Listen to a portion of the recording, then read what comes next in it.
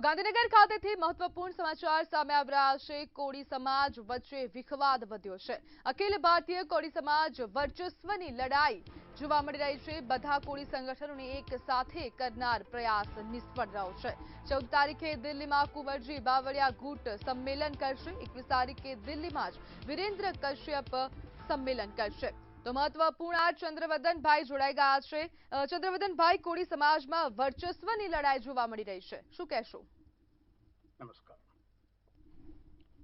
કોળી સમાજમાં લડાઈ નહીં પણ ડિફરન્સ ઓફ ઓપિનિયનના આ વિચાર અલગ અલગ વિચારધારા ને લાગીને જે અલગ અલગ દિશાની અંદર કોળી સમાજ ઘણા વર્ષોથી ચાલી રહ્યો છે અને અમારા ઘણા એવા પ્રયત્નો છે કે આ વસ્તુનો અંત આવે અને સુખદ સમાધાન થાય એ પ્રયત્ન અમે કરી રહ્યા છે અને મને લાગે છે કે અમે ઘણા જ નજીકના સમયની અંદર અઠવાડિયા કે 10 દિવસની અંદર આની અંદર સુખદ પરિણામ અમે લાવીશું એવી મને અપેક્ષા છે।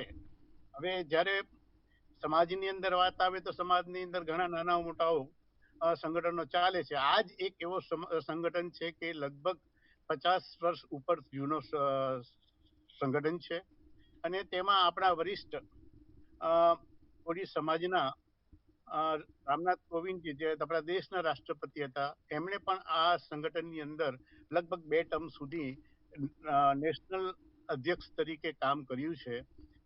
એટલે આ ઘણું જ બીજા બધા સમાજો સંગઠનો કરતા આનું મહત્વ ઘણું છે અને અત્યારે લગભગ 70 દેશની અંદર કાર્યરત રહ્યું છે।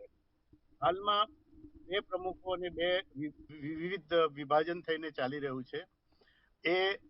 એની અંદર મને એવું લાગતું નથી કે કોઈ ઊંડી લડાઈ હોય, પણ થોડા ડિફરન્સ ઓફ ઓપિનિયનને કારણે થયું છે, જેનો અમે સુખદ અંત લાવવાનો પ્રયત્ન કરી રહ્યા છે। બિલકુલ ચંદ્રવદનભાઈ, જોડાવા બદલ આપનો આભાર।